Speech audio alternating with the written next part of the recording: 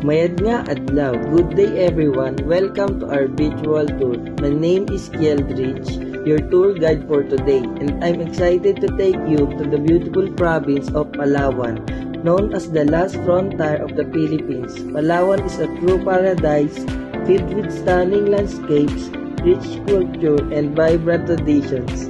So let's begin our adventure and discover why Palawan is one of the most captivating destinations in the world. Palawan, often called the last frontier of the Philippines, has a history as rich as its natural beauty. Archaeological discoveries at the Tabon Caves in Quezon Town revealed human remains and tools dating back over 50,000 years, earning Palawan the title of the cradle of Philippine civilization. These early inhabitants were likely ancestors of the Tagbanwa, Palawan and Batak people who still live in the province today and preserve their traditional ways of life. During the Spanish era, Palawan became an important trading post and a site for missionary work. The Spaniards built forts such as Fort Santa Isabel in Taytay to protect the island from pirate attacks. In World War II, Coron became a graveyard for Japanese warships, many of which now serve as popular diving spots. Today, Palawan is celebrated not only for its fascinating history but also for its vibrant culture and stunning natural wonders that attract visitors from around the world. Palawan isn't just a destination, it's an experience of a lifetime. Let me take you through its top attractions and show you how accessible this paradise truly is. First, El Nido, the crown jewel of Palawan, offers island hopping tours starting at just 1,200. Explore breathtaking lagoons, secret beaches, and vibrant coral reefs. You'll also contribute to environmental conservation with a one-time fee of 200, a small price for preserving this paradise.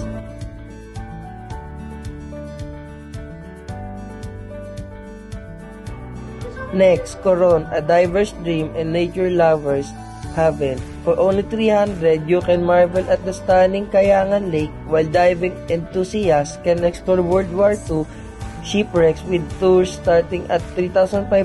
Coron's beauty is worth every peso.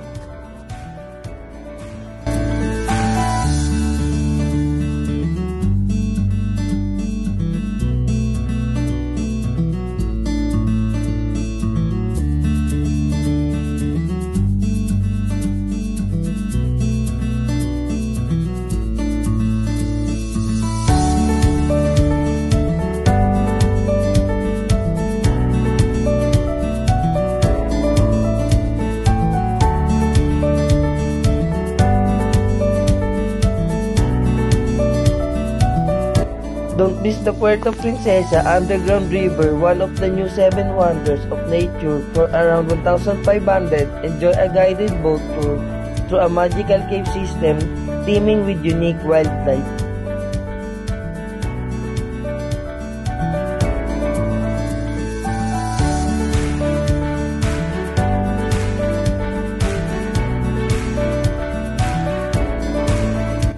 Finally, unwind in Honda Bay with island hopping tours starting at 1,300.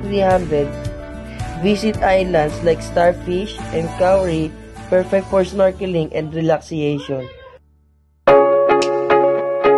Whether you're seeking adventure, tranquility, or a mix of both, Palawan offers it all without breaking the bank. Why wait? Your dream escape to paradise starts here. Now, let's talk about food. Palawan is not just a feast for the eyes, it's also a feast for the stomach. Here are some local delicacies you must try. Tamilok, a woodworm delicacy that tastes like oysters, definitely for adventurous eaters. Nido soup, made from bird's nest, it's a luxurious and nutritious dish. Crocodile sisig, a unique twist on the Filipino favorite, perfect for foodies looking for something exotic. Pair this with fresh seafood and tropical fruits for a true taste of Palawan. As your guide, I'm here to help you choose the perfect place to stay while exploring Palawan. Whether you're looking for luxury, comfort, or affordability, Palawan has something for everyone. Let me share my top recommendations. Number 1. High-class Amanpulo. Let's start with the epitome of luxury, Amanpulo. Located on its own private island, this resort offers stunning beachfront, casitas, and villas, each with a private pool and personal chef service. Amanpulo is perfect for those seeking exclusivity and top-tier comfort. Facilities include a world-class spa, fine dining restaurants, and water sports. Activities like snorkeling and windsurfing rates starts at 60,000 per night, offering an unmatched VIP experience.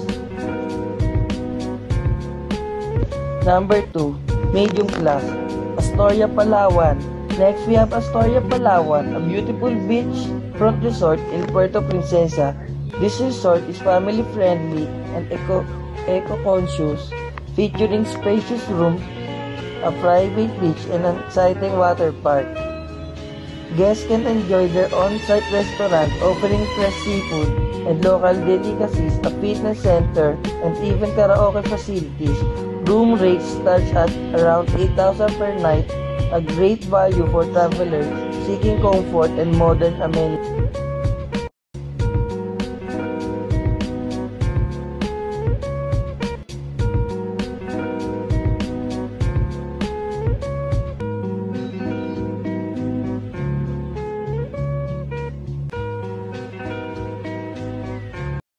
Number 3. Affordable Spin Designer Hostel.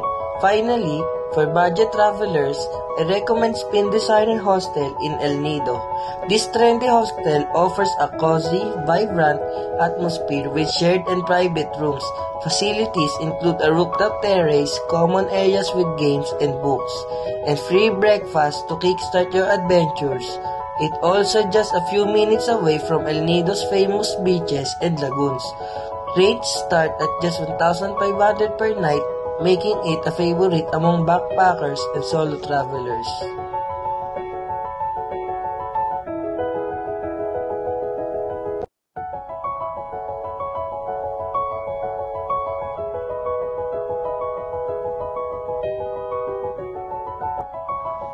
No matter where you choose to stay, luxurious, mid-range, or budget-friendly, Palawan ensures your accommodation matches the beauty of this paradise.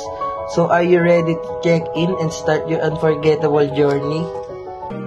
And that wraps our virtual tour of Palawan, from its rich history and stunning attractions to its delicious, exclusive, and world-class accommodations. Palawan truly offers something for everyone. Whether you're seeking adventure, relaxation, or cultural immersion, Palawan is ready to welcome you with open arms. So what are you waiting for? Start planning your trip to this tropical paradise and create memories that will last a lifetime. Thank you for joining me on this journey. I hope to see you soon in Palawan, where paradise awaits. Daghang salamat!